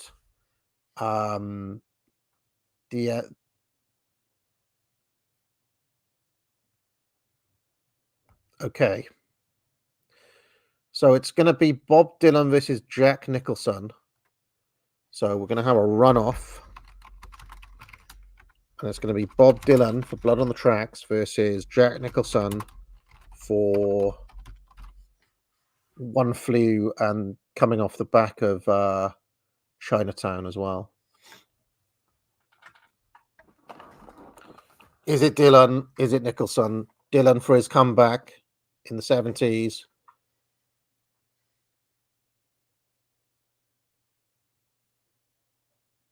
It's not fixed. It's not fixed. If it was if it was fixed, I would have put Dylan in 63 and 65. Instead, Julie Andrews amazingly won in 65, showing it's not fixed. So, all right, let's end this. There we go. We're not. It's kind of. We did give Broadway West End some consideration, Danielson, when we nominated Tennessee Williams for Streetcar Named Desire at one point, but Bob Dylan gets Time Man of the Year in 75. So 76, the actual Time Man of the Year was Jimmy Carter for being elected president of the United States, defeating incumbent President Gerald Ford. Now, it's always super easy and safe to just give it to whoever wins the election, okay? But what else happened in 76? The Pol Pot regime proclaims a new constitution in democratic Campeche. Olympic Games took place. Cuba's constitution is enacted. Former Tower of Power vocalist Rick Stevens is arrested for a botched drug deal. Bradford Bishop allegedly murders 5 members of his family in Bethesda, Maryland. The crime goes undiscovered for 10 days and the suspect is never caught. From 2014 to 2018, he is on the FBI most wanted fugitives list. And to this day, friends, Bradford Bishop is at large, is he? Yeah, they never caught him. FBI, ladies and gentlemen. So after 8 years on NBC, The Wizard of Oz returns to CBS, where it will remain until 1999, setting what is likely a record at that time for the most telecasts of a Hollywood film on a commercial television network. The record is broken by the Ten Commandments in 1996, which began its annual network telecast on ABC in 1973, continuing to be telecast by that network as of 2020. Harold Wilson resigns as Prime Minister. The American boxer Rubin Carter is retired in New Jersey for murder. His conviction is upheld on this occasion, but is overturned in 1985. And he is speaking of Bob Dylan, he is the subject of Hurricane, in my opinion, Bob Dylan's worst song. And I still don't know who put up Dylan to writing that song, because it was very out of character of him at that time. But there we go. Apple Computer Company is formed by Steve Jobs and Steve Wozniak in California. Steve Jobs is on the map, friends, in 1976. Still a bit early, but he's there. Gates and Jobs are lurking, and at some point, they're going to win. It's not a question of if, it's a question of when. Okay? Jobs on the map. Pol Pot still taking names in Cambodia. James Callaghan becomes the Prime Minister of the United Kingdom. We get the Tiananmen incident. Large crowds lay wreaths at Beijing's Monument of Martyrs to commemorate the death of Premier Zhou Enlai. Poems against the Gang of Four are also displayed, provoking a police crackdown. Steve Jobs and Steve Wozniak launched the first Apple computer, the Apple I, for the US hobbyist market. Is that big enough? Is Apple I? It's not. It's Apple II, isn't it? It's Apple II. Even I know that, and I'm not even a kind of Apple gaylord, but it's Apple II is the big one. I have a friend, by the way, who has a PhD in physics, who has an entire room dedicated to, like, he's got one whole room in his house dedicated to just every single Apple computer since the Apple I all the way through. He's got them all. It's quite an incredible shrine he's got in there. I might next time I go over there, I must kind of explore that a bit more, because I've never really looked in detail. But physics PhDs are nerds. Okay, I've got another physics PhD friend, and I was like, "What have you been?" Last time I was at his house, he was like, "Oh, I have to show you this." What's that? I've managed to program a game using Sinclair Spectrum Basic. Look, I've got this little animation I made, and he programmed like a little thing on his on a kind of Sinclair emulator. So then, I mean, physics people are nerds. It's very difficult for me to talk to them though, because they just say humanities dismissed. They won't listen to anything I have to say, because they're proper STEM people. Jethro Tull released the album Too Old to Rock and Roll, Too Young to Die. Not big enough. Gerald Ford signs the Federal Election Campaign Act. The Atari video game Breakout is released. It was designed by Steve Wozniak. Do you think that Steve Wozniak, right, for his involvement in the release of Apple I and for designing Breakout, should be on the ballot? I feel like Wozniak should be on the ballot, guys, for Breakout. That's one of the original Atari games, and for Apple I. That's pretty big, Gerald Ford defeats challenger Ronald Reagan in 3 presidential primaries.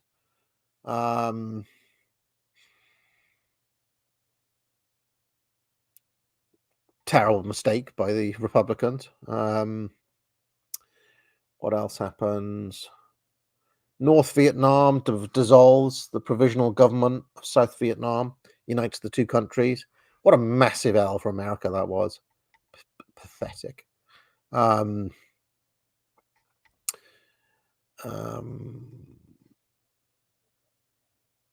Israeli airborne commandos free 103 hostages being held by Palestinian hijackers of an Air France plane at Uganda's Entebbe airport.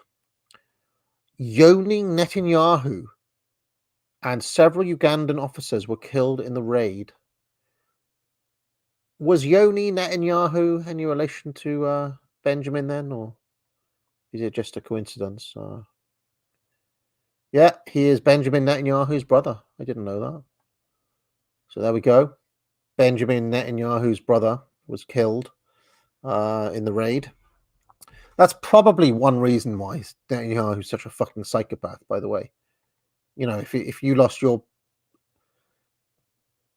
had lost your brother in a incident like that, maybe you'd be as insane as Netanyahu is now, because he's just driven by emotion a lot of the time, I think. David Steele becomes the leader of the UK's Liberal Party.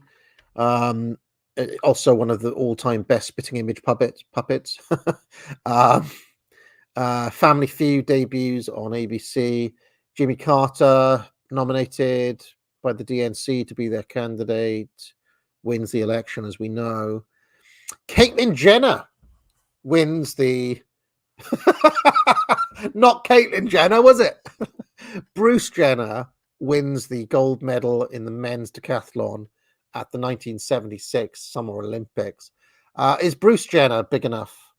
Is Bruce Jenner big enough to be Time Person of the Year? Is winning the decathlon at the gold medals, you know, the Olympics, big enough? Yes or no? Was Bruce Jenner big enough in '76 to be on the ballot? Is the question. Viking 2 enters an orbit around Mars. In Uganda, the army captures Marcelo Gelman and his pregnant wife. Gelman is later killed and his wife disappears. Jacques Chirac resigns as Prime Minister of France. He is succeeded by Raymond Barre.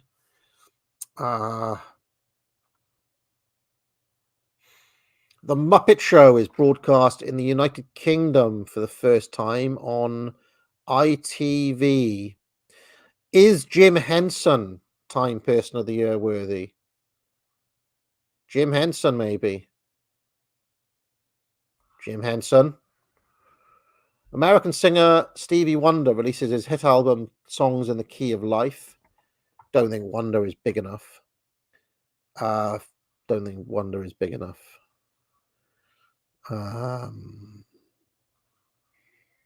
Microsoft is officially registered with the Office of the Secretary of State of New Mexico, and the Sex Pistols achieve public notoriety as they unleash 4-letter words on Bill Grundy's early evening television show.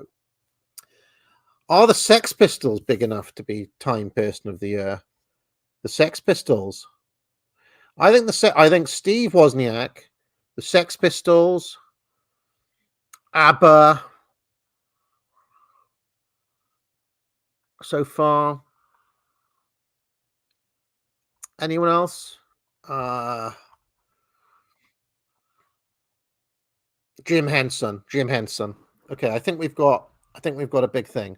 Jim Henson, ABBA, Wozniak, and Sex Pistols, right? But what else was going on? In terms of the actual Time Person of the Year, do we stick or twist with Jimmy Carter? Stick or twist Jimmy Carter?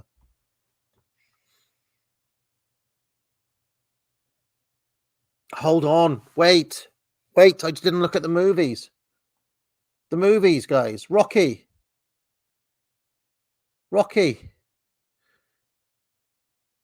Oh, holy shit. Sly Stallone. Also in 76, Robert De Niro starred as Travis Bickle in Taxi Driver. Network came out in 76. It's a good movie, yeah.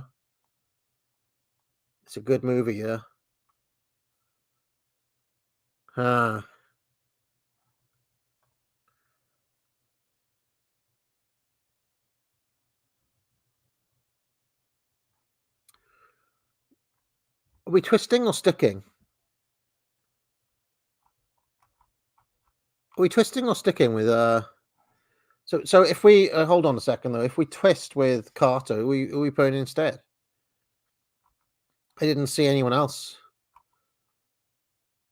We can't give it to Netanyahu's brother for dying. I mean, that's not. Who else is kind of worthy? I think it has to be Jimmy Carter, doesn't it? Unless we make Steve Wozniak the Time Person of the Year. I'll tell you what, Wozniak would be on the left by our rules. So vote for Steve Wozniak or Jimmy Carter. That is our vote. Wozniak or Carter. Wozniak is a left. Yeah, but don't forget, it's not just for Apple One. Wozniak designed Breakout for the Atari, launching video games as a viable home market thing.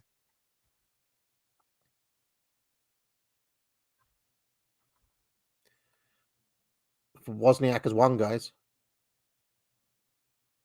No, because you see, Jobs will get the Apple recognition, but Wozniak is getting his recognition for his role in Breakout as well. You see. Okay. So Steve Wozniak wins Time Person of the Year for 76. That means that we have. Right, this is a big one. We've got Boot, we've got ABBA, we've got Sly Stallone for Rocky. We've got, what else did we say? Not Richard Dawkins. What books came out in 77? Hold on a minute. 76, sorry. Well, we've got the Sex Pistols. And we've got for punk, basically, that is representing punk in general, is the Sex Pistols. Oh, I hate to say this, but what about Alex Haley? Alex Haley for Roots. What about Alex Haley's Roots? Nah, Jim Henson. Jim Henson for the Muppets. Jim Henson. Let's go for that.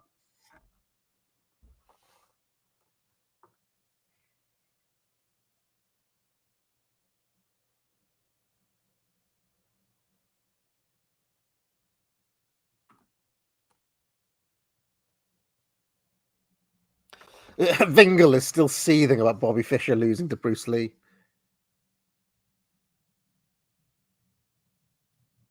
You're still seething, Vingle. We got through the entire early 70s without listing David Bowie. And we got through the entire 60s without listing Bob Dylan, although that has been partly rectified. So, you know.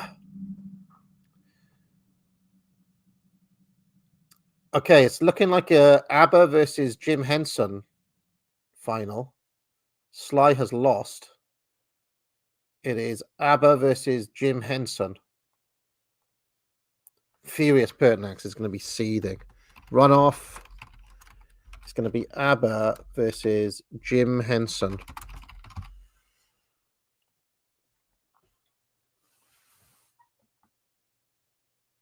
ABBA were absolutely massive in 1976, Ali, right?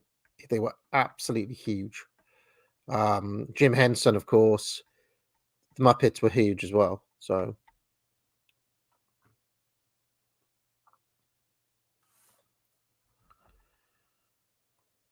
and ABBA have won as well. So ABBA have won the 1976 Time Person of the Year. 1977. We're gonna have to finish, by the way, at the 70s because I have to go and pick up AAA soon.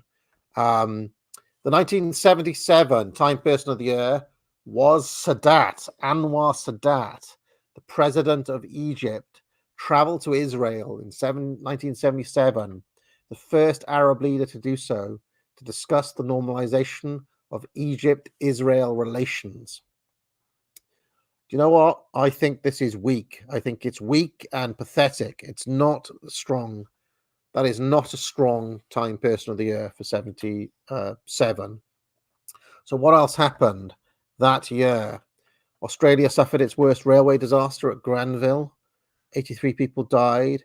Carter was sworn in as president. And we could give it to Carter this year, you know. Queen Elizabeth VII opened the Parliament of New Zealand. Space Shuttle Enterprise was tested. Prime Minister Indira Gandhi withdraws the state of emergency, which was implemented in 1975. Red Rum wins the third Grand National at Aintree. Can we give Time Person of the Year to a horse? Is Red Rum legendary enough as a racehorse to win Time Person of the Year, do we think? The Likud Party, led by Mechanim Begin, wins the national elections in Israel. Seems quite significant to me. The first Apple II series computers go on sale. That means Steve Jobs is on the ballot, friends. Steve Jobs is on the ballot for 77. Mohammed Zia-ul Haq overthrows Ali Bhutto to become Prime Minister of Pakistan. The Libyan-Egyptian war, sparked by a Libyan raid on Salam, begins. That basically means Gaddafi is back in the picture. Could Gaddafi be on the docket? The purged Chinese Communist leader Deng Xiaoping is restored to power 6 months after the Gang of Four was expelled from power in a coup d'etat. Could Deng be on the ballot, friends? I will say, by the way, that Deng wins next year. So it's like, do we give it to Deng now, or do we give it to Deng in 78? He's going to win it one way or the other. But so Deng. The Soviet Bureau orders Boris Yeltsin to abolish the Ipativ Party, where Tsar Nicholas II of Russia and his family was shot in 1918. Yeltsin refers to this as a barbarian act. Jimmy Carter signs legislation creating the United States Department of Energy. The Golden Dragon Massacre takes place in San Francisco.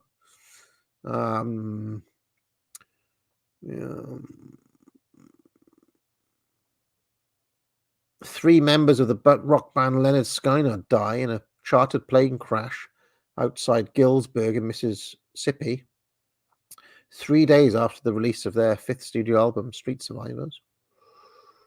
The British punk band The Sex Pistols release Never Mind the Bollocks, Here's the Sex Pistols. Despite refusal by major retailers in the UK to stock it, it enters the UK album charts at #1 a week after its release. Egyptian President Anwar Sadat becomes the first Arab leader to make an official visit to Israel.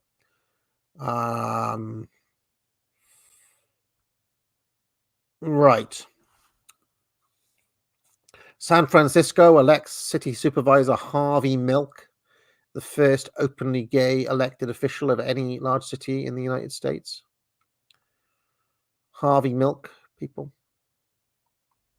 All right, so do we stick or twist with Sadat? Stick or twist on Sadat?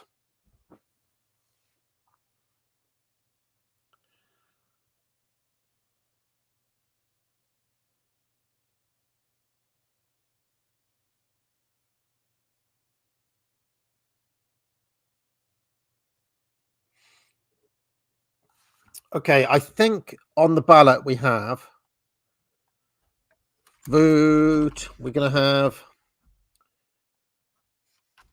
vote. I think I'll decide that we're going to keep Deng for next year. 78 is Deng, without a doubt. So we're going to have Steve Jobs.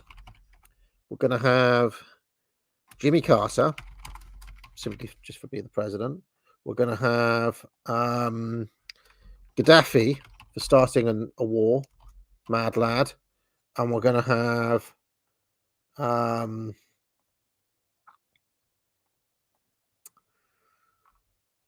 who else was there?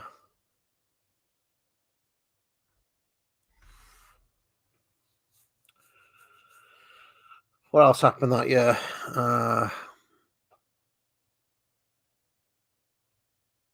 When did Idi Amin kick out the Indians? When did Amin, Ugandan Indian expulsion? Well, that happened in 72, so it happened already. So it's not Amin. Okay, it's just going to have to be those three, I think. Jobs, Carter, Gaddafi.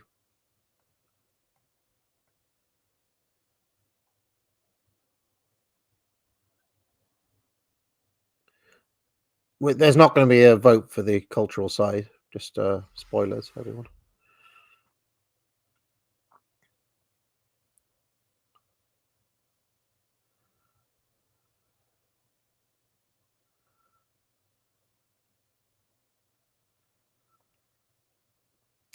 It's going to be between Gaddafi and Jobs, I think. Gaddafi winning. All right, let's end the poll and just do straight up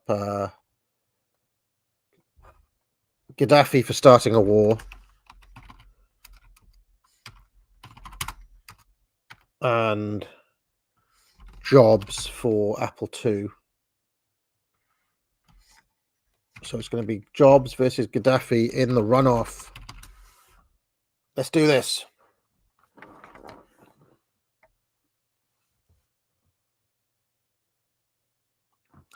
Yes, Nicolo, the chat is full of nerds.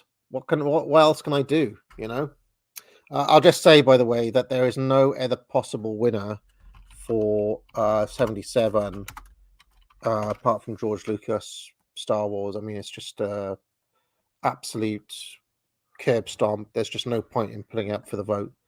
It's Lucas. I mean, there's just no possibility of it being anyone else. Gaddafi has beaten Jobs, overpowering the nerds.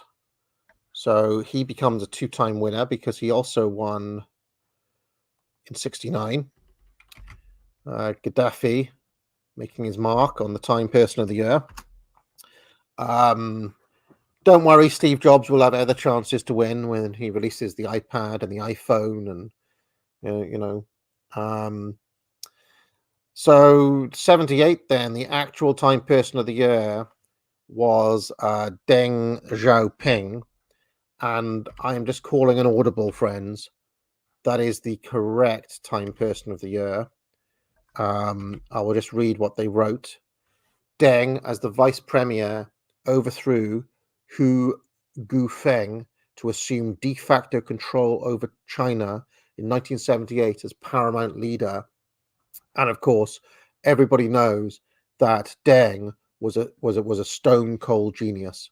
A stone cold genius, okay? And he completely transformed the fortunes of China after that point. So he has to go in as an actual. I don't care if it's pronounced dung. I'm not Chinese. I'm pronouncing it Deng. So fuck all of you, kind of China simps. I say Deng. Deng says Deng. It doesn't say dung. If they want people to say dung, they need to translate it with a U. So bugger off. It's Deng. What else? What else happened in 1978? So we have, in terms of albums out that year, we have Kraftwerk were around. Die Mensch Machine, not big enough. Bruce Springsteen was around, not big enough. Talking Heads, more songs about buildings and food. Kate Bush released the Kick Inside. That was quite a big album. Kate Bush was quite big, you know. Wuthering Heights was on that. Wuthering Heights was a massive hit in 1978. Elvis Costello was around. Blondie, they had a big hit in 78. I wonder if Kate Bush may be on the ballot for Wuthering Heights, or is she just not big enough? do we think? Is she not big enough? That's the question. In movies, The Deer Hunter, Michael Cimino won Best Director for Deer Hunter. Yeah. Robert De Niro was in the Deer. I mean, Robert De Niro is Bill. I mean, he's already been in Taxi Driver. Now he's in Deer Hunter.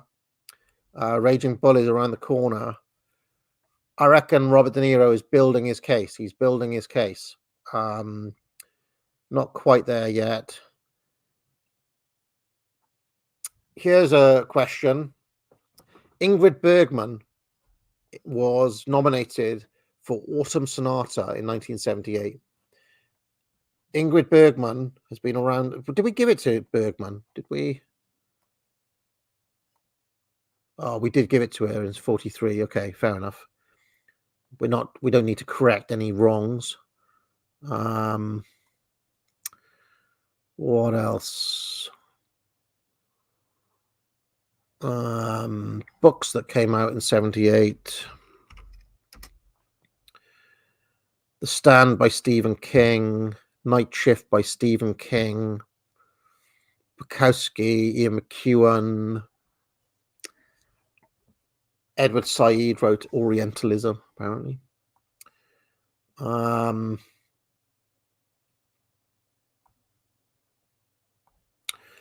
Not any kind of like obviously huge.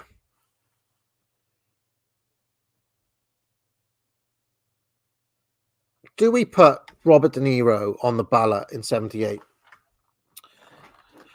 When did Grease come out? That's a good point. John Travolta, that was huge. When did Grease come out? 78. John Travolta, does he go on the ballot? Travolta, De Niro. De Niro will have another chance in 80, I think. Travolta, De Niro. Are you saying Superman came out in 78? Yeah, but Superman, I mean...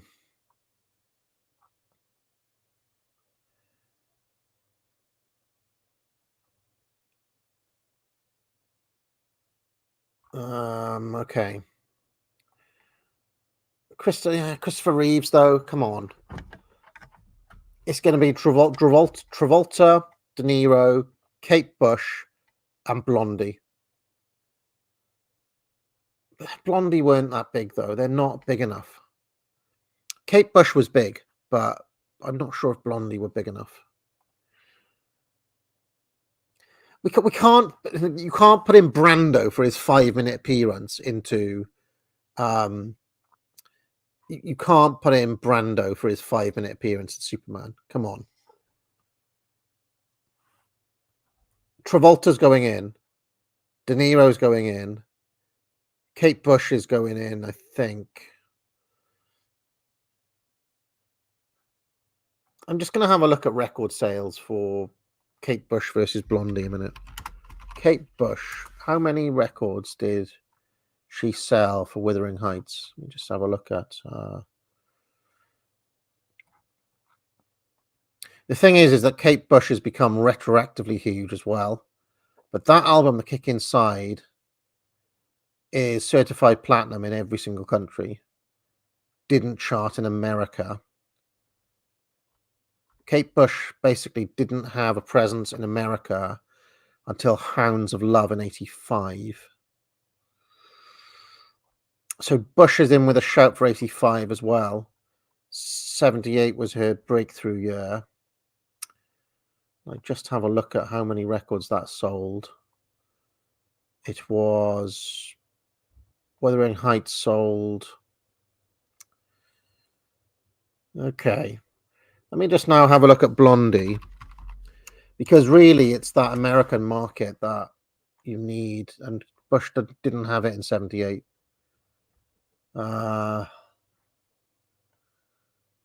Blondie in 78.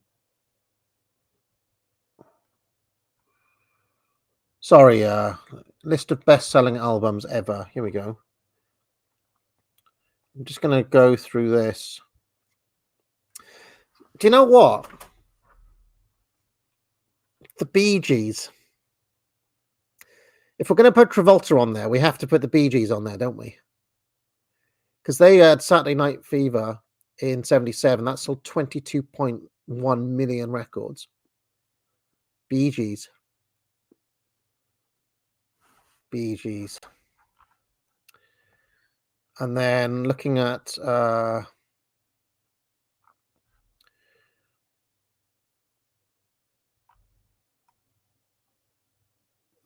claimed sales of Saturday Night Fever by the Bee Gees, 40 million.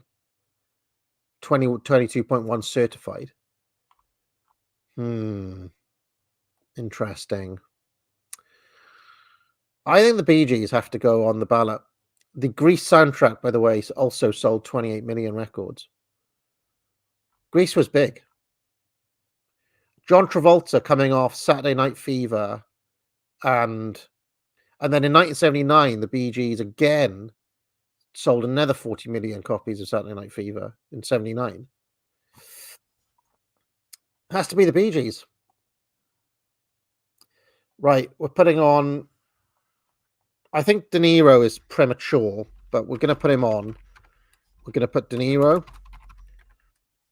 because he's been in Taxi Driver and Deer Hunter by this point, 2 iconic roles. We're going to put in Travolta, who I think is a very, very strong shout for 78. We're going to put in Bee Gees, and we're going to put in...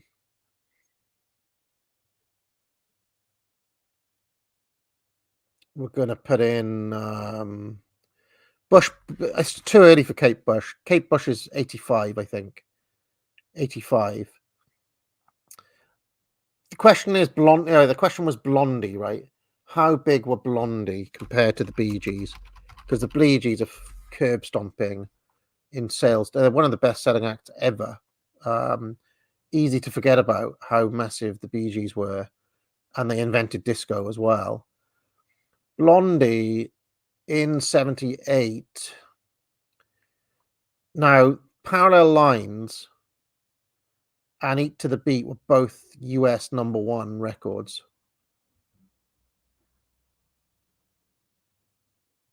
Okay. All right. Blondie were big. Blondie were very big. Hanging on the Telephone was a big hit.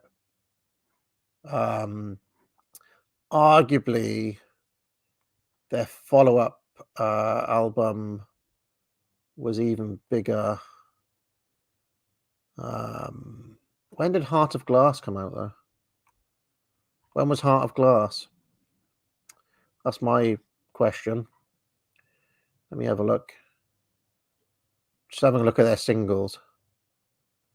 Heart of Glass was 79. Sunday Girl was 7. I think Blondie is 79. All right, let's stick Blondie in. They were big at this time, very big. So I'm going to put in Blondie. And let's vote.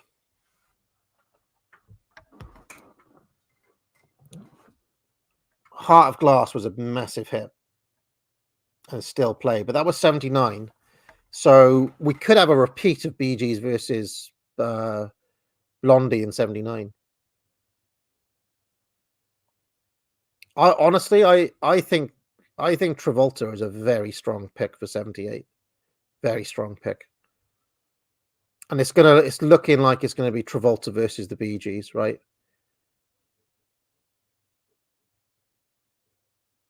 Yeah, it's Travolta versus and that seems very correct to me. That it's Travolta.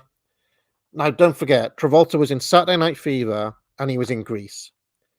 Grease and Saturday Night Fever were the 2 biggest selling records of the year. Massive, right? Bee Gees obviously wrote the soundtrack to Saturday Night Fever.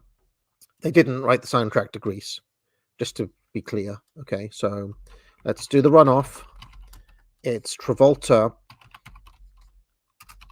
I feel like I might just give it to Travolta by fiat here, but anyway, let's see how it goes.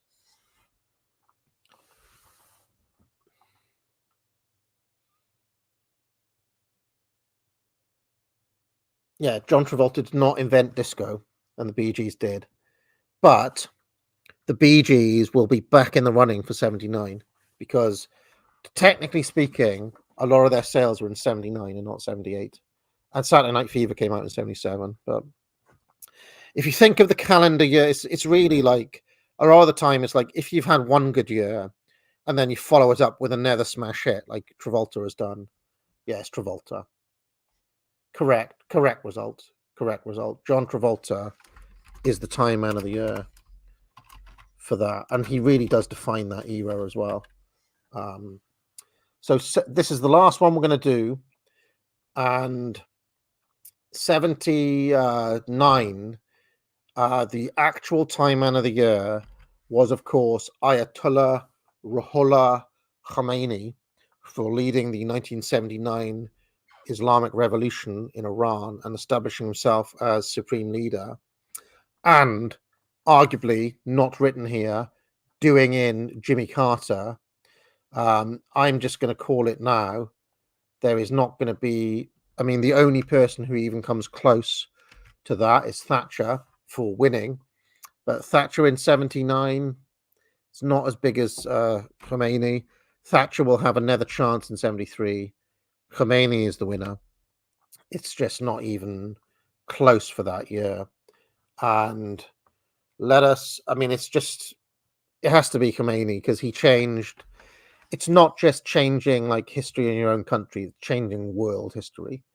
And I think Khomeini is overall more significant than Thatcher to world history. Thatcher will win again. Don't worry, he's going to have a chance. Okay. Oh, she is going to have a chance with her massive iron balls coming up soon. Now the question is,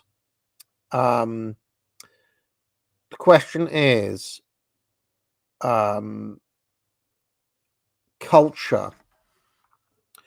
What was going on in 1979 in the world of music? Now, we have already talked about, The Clash had London Calling that year. Fear of Music by Talking Heads came out. Joy Division, Pink Floyd released The Wall. Pink Floyd, if they're ever going to be put on there, maybe this is the year. But Michael Jackson released Off the Wall. It's not Thriller, but it was a big album.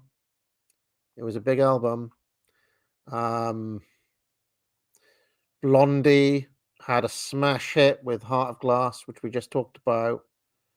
The Bee Gees sold literally a gazillion records that year. I'm just typing in now. Best-selling albums of all time. I'm pretty sure Saturday Night Fever is still there. I'm looking now, right? The best-selling album of all time is Thriller by Michael Jackson. AC/DC Back in Black, 1980. Saturday Night Fever is on the list. Right, it's on the list. But they then come back on the list for doing it again when it was re-released in 1979. Right. Now, in terms of sales, Pink Floyd have the fourth best-selling album of all time with Dark Side of the Moon. Pink Floyd also are on the list with The Wall. That sold 19 million copies. Actually, more copies of The Wall were sold than Sgt. Pepper. Can you believe that? The Wall outsold Sgt. Pepper. Wow, I didn't know that. Wow, okay. I think if Pink Floyd are ever going to be on the ballot, it has to be this year, really. I think it has to be this year. Now, let's see where Blondie appear on this list.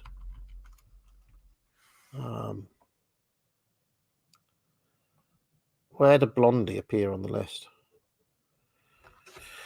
See, Blondie were big. They were a big singles act, but Parallel Lines didn't sell that many albums. Heart of Glass was big this year. What books came out in 79? Another Stephen King novel, Long Walk, Dead Zone. Jeffrey Archer is in town now, churning them out. No, I don't think in art, no, not a lot to write home about there. In movies, the big movie of that year, well, there were several big movies. Francis Ford Coppola released Apocalypse Now. Brando in that is not Time Person of the Year worthy, but Apocalypse Now. Kramer versus Kramer was the big Oscar-winning movie of that year. So Dustin Hoffman, I suppose. And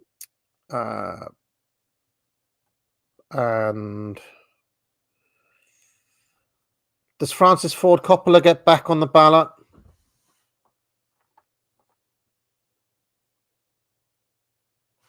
All right, I think that we run. I'm going to run off. So, Voot, we're going to have Pink Floyd. We're going to have the Bee Gees. We're going to have Blondie. And honestly, I think probably we get Francis Ford Coppola as his last chance to win. Because, Coppola,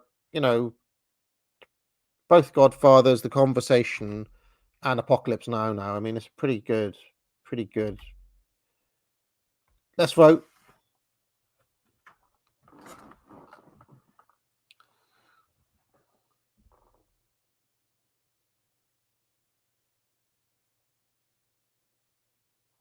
Marlon Brando is not for Apocalypse Now. If he didn't win it for Godfather, he's not going to win it for Apocalypse Now.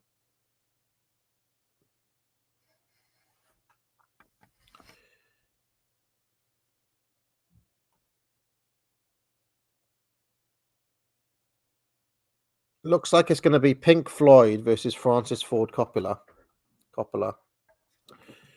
Okay, so I'm going to say run off. This is the final vote of this stream. And it's going to be Francis Ford Coppola versus Pink Floyd. Pink Floyd. There we go.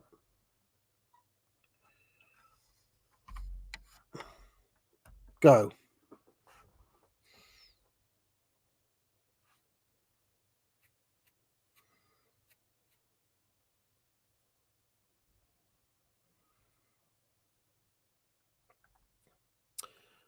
And I will just edit the stream to reflect the fact that we're finishing in 1979. I may be back later on. I may be back tomorrow. We'll see. But this, I'm going to have to go to pick up AAA.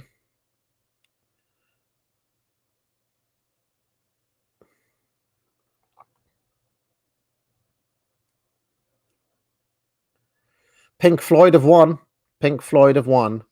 So Pink Floyd win for arguably their worst album.